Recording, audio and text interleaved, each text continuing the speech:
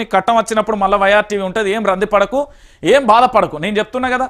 ఇక దాంతోపాటు dummy CM powerful incharge Meenakshi నటరాజన్కు బాధ్యతల అప్పగింతపై సర్వత్రా ఆ చర్చ. ఇన్ఛార్జిగా రాహుల్ మనిషి అంటూ కూడా చూడొచ్చు. సీఎంకు పవర్స్కు కత్తరింపు, ఇకపై సొంత నిర్ణయాలకు ఉండవు. గతి తప్పుతున్న పార్టీని గాడిన పెట్టే ప్రయత్నం. పూర్తి స్థాయిలో పార్టీ పట్టు పెంచుకొనున్న అధిష్టానం, పార్టీకి ఆదరవుగా నిలుస్తున్న తెలంగాణపై ఫోకస్. ఇక ఎప్పటికప్పుడు పరిస్థితుల సమీక్ష, హైకమాండ్కు రిపోర్టు పంపనున్న మీనాక్షి. ఏమైతుంది?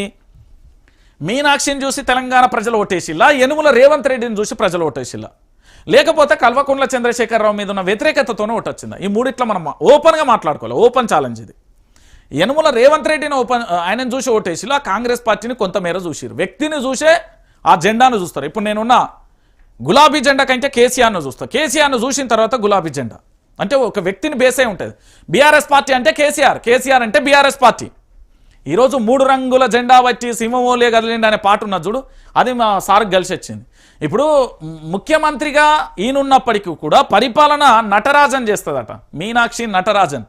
మరి ఇక వీళ్ళందరూ ఇప్పుడు మా ముఖ్యమంత్రి నటించాలనా మీనాక్షి ముంగట?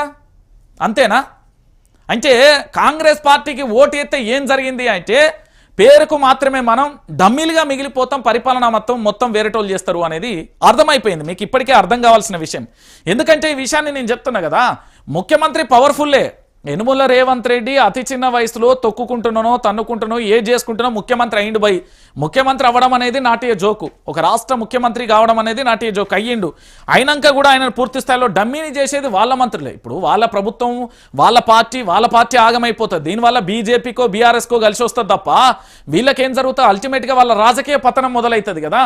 ఇక్కడ డమ్మీ సీఎం పవర్ఫుల్ ఇన్ఛార్జ్ అంటే గీవన్ చూసి అయితే ఎవరు ఓటేయలేదు కదా. ఒక్కసారి మీరు అందరూ కూడా ఆలోచించాలి. అయితే నేను గతంలో ఒక అంశాన్ని చెప్పిన. నేను ఏం చెప్పినా అంటే తెలంగాణ ప్రాంత బిడ్డలకు సంబంధించి మీ అందరికీ తెలిసిన విషయమే.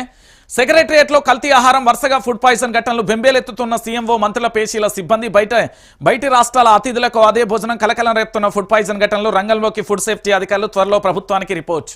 ఇక్కడ విషయం ఏంది అనేది మీరు ఆలోచించాలి. తెలంగాణ గురుకులాలలో ఫుడ్ పాయిజన్, ఇక నాకు తెలిసి తెలంగాణలో ఫుడ్ పాయిజన్ కాదు ఒక అసెంబ్లీ మాత్రమే, అసెంబ్లీ శాసన మండలి, ఈ 2 తప్ప అంతటైంది. ఇక కొడతగిడితే మళ్ళా ఏంది ముఖ్యమంత్రి నివాసంలో కావాలి, లేకపోతే అక్కడ గవర్నర్ కోటాలో కావాలి, గవర్నర్ దగ్గర కావాలి. ఇక అంతటా అయిపోయింది. తెలంగాణలో ఒక శాసన మండలి, శాసనసభ తప్ప అన్నిట్లో ఫుడ్ పాయిజన్ అయిపోయింది.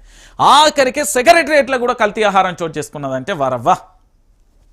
ఇది మన ఫుడ్ సేఫ్టీ అధికారులు, నిఘా అధికారులు వీళ్ళు ఎంత అద్భుతంగా ఉన్నారో కూడా చూడు. ఆలోచించాలి తెలంగాణ ప్రాంత ప్రజలు, ఇది ఆలోచించాలి. సెక్రటరియట్లో కల్తీ ఆహారం చోటు చేసుకున్నది అంటే ఈ ప్రభుత్వం యొక్క అసమర్థమైన పాలనను చూసి మనం ఆలోచించాల్సిన విషయం. ఇంతకంటే దారుణమైన విషయం ఇంకొకటి ఉండదు. తెలంగాణ ప్రాంత బిడ్డలందరికీ కూడా ఆలోచించాల్సిన విషయం ఈరోజు సెక్రటరియట్లో కల్తీ ఆహారం. ఇప్పుడు ఫుడ్ పాయిజన్లు అన్ని చోట్ల జరుగుతున్నాయి, ఆఖరికి సెక్రటరియట్ కూడా వచ్చింది. ఇది మన యొక్క ప్రభుత్వ పరిపాలన. ఇంతకు మించి మనం చెప్పేది ఏముంటుందండి? ఇక నీటి సంక్షోభం దిశగా తెలంగాణ, ఇది 100